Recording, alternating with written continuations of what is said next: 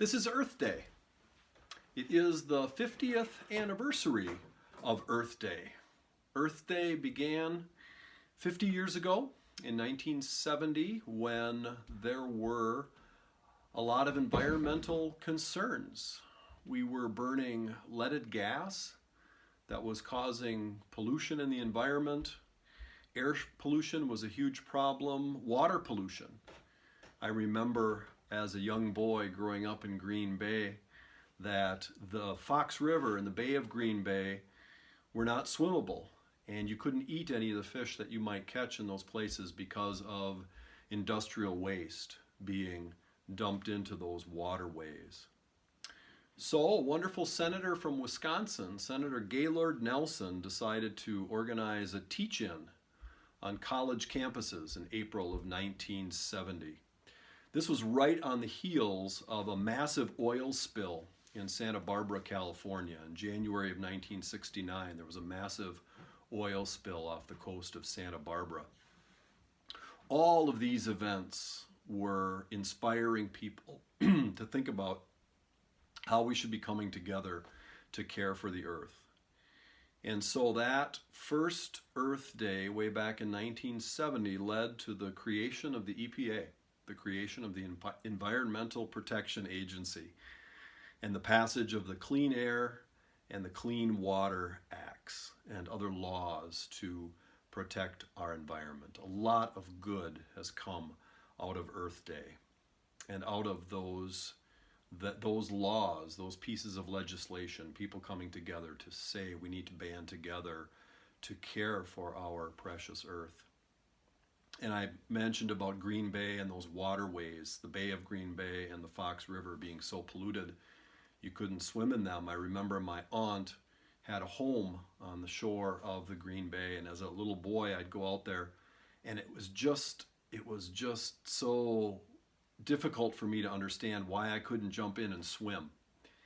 And I am happy to report all these years later that thanks to legislation like the Clean Water Act and the good work of people at the Environmental Protection Agency, I went by my aunt's home. She no longer lives there, but I went by her home a couple of years ago, and there are now swimming rafts outside of those, on the water, outside of those homes with slides on them, and there are kids swimming in the bay now because it is so clean and it has changed so much. A lot of good has happened. A lot of good has happened through the efforts around Earth Day. A lot of good has happened when people come together to care for our earth. And we need to come together now. We need to come together now to address and deal with the existential threat of climate change. Why? Why do we care for the earth? One of the reasons that we care for the earth is that it's God's gift to us. And this comes through clearly in the creation stories in the book of Genesis. I say creation stories because there are two in the book of Genesis, chapters 1 and 2. There's the Yahwist account of creation, and there's the Elohist account of creation. And they're both different, but they're both inspiring in their own way, and they both reveal the truth in their own way. There's always an important disclaimer that needs to be made when anyone begins to talk about the creation stories in the book of Genesis, the biblical creation stories. It is always important to remember that these are not scientific accounts. They are not meant to teach science. They are not meant to answer the how of creation. They are theological accounts meant to answer the why of creation. Not the how, we leave that up to the scientists, but rather the why. Why creation? Why human life? So that's always important to remember that. In the first story of creation, God is the voice that brings creation into existence. You've probably read and heard this account of creation. It says, in the beginning, God. In the beginning, God. That's a core part of our belief, that before anything was, there was God.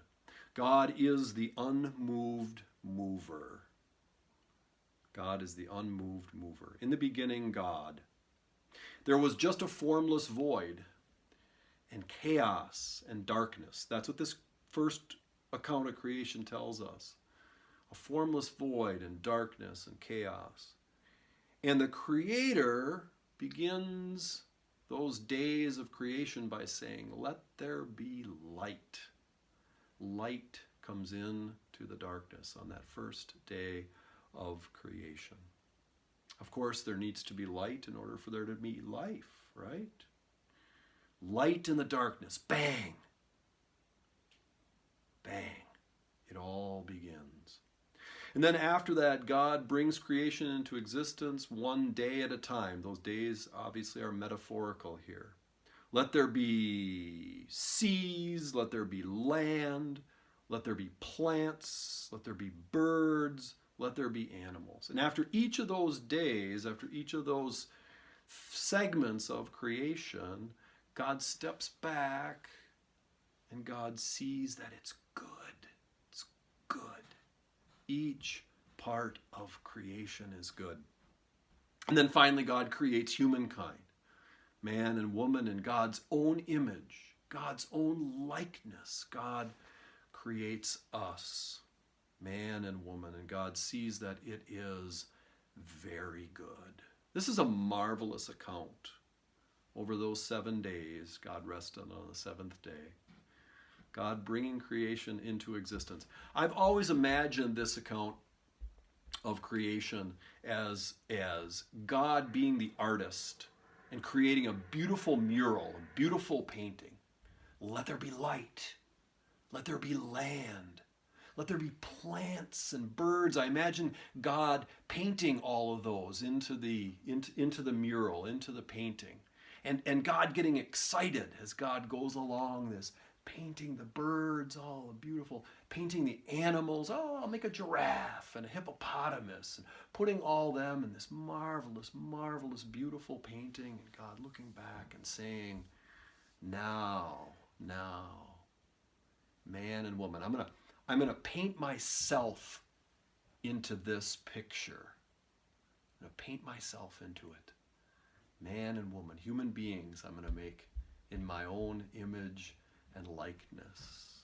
Artist, God, bringing creation into existence in that first account of creation in the book of Genesis.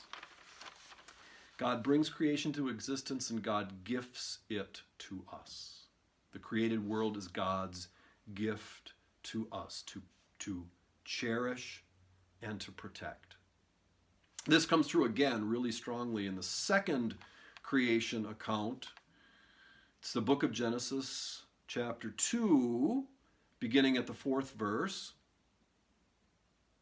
God forms man from the dust of the earth. That's the first movement of creation. God forms man from the dust of the earth, breathes life into him, breathes into his nostrils, the scripture says, and then plants a garden in Eden. Plants a garden with plants and trees, garden with a beautiful river. Wonderful sight to behold, this garden that God has planted. And God says it's not good for the man to be alone. I'm going to make him a helper and a partner. And God makes the birds, and God makes the animals of all kinds. And God brings them to the man to name them, trying to find a suitable partner for the man, the birds and the animals, and all these wonderful creatures. They're fabulous. The man is naming them, but none of them is found to be a suitable partner, a suitable helper for the man, until God puts him to sleep, takes a rib and encloses it in flesh. Finally, there's bone of my bone and flesh of my flesh, he says. God creates that suitable partner for the man. That's the second creation story. And what I'd point to in that is the planting of the garden for man and woman to use, but to care for and to protect, to be good stewards of that garden, because it comes from the hand of God. It's given to us as a gift. God made those plants and those creatures and the other human beings. Creation is God's gift to us. That's why we need to work to care for and preserve and protect it. It is good. It is reflecting the goodness of God, and it enables us to experience God, to know God in a whole myriad of ways.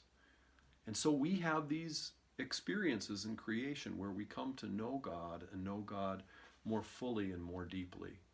We live in a beautiful place here in Duluth. We have our marvelous lake. We have parks and woods. We have the Boundary Waters canoe area. We have so many marvelous places. We have experiences like sunrises, sun coming up over the lake, and sunsets. We have night skies filled with beautiful stars. I was thinking about when the ice breaks up on the lake. We didn't have so much ice this year, but in other years when we've had some ice and it begins to break up in the spring, it shoves into the shore with the wind, and the chunks of ice lay on top of each other.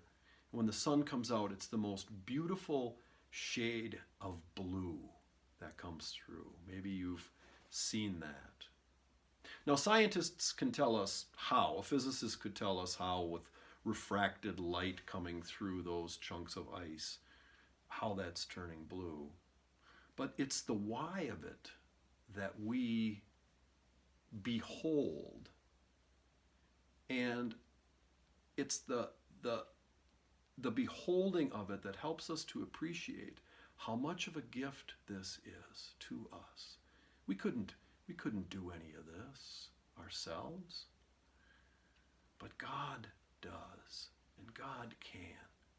And so we have these transcendent experiences through the created world around us.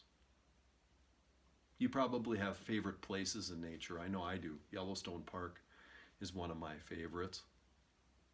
A few years ago, I had a wonderful experience on a beautiful beach looking out at the Gulf of Mexico. We were on vacation. We had just enjoyed a lovely dinner.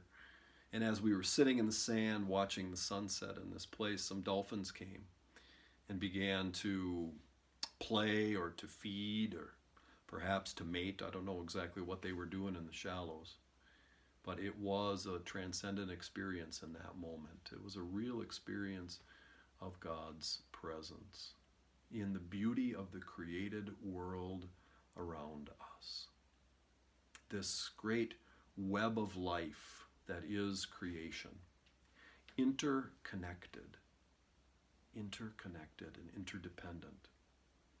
And so we rely on it, and it relies on us to treat it as a gift, to live in harmony with the created world around us.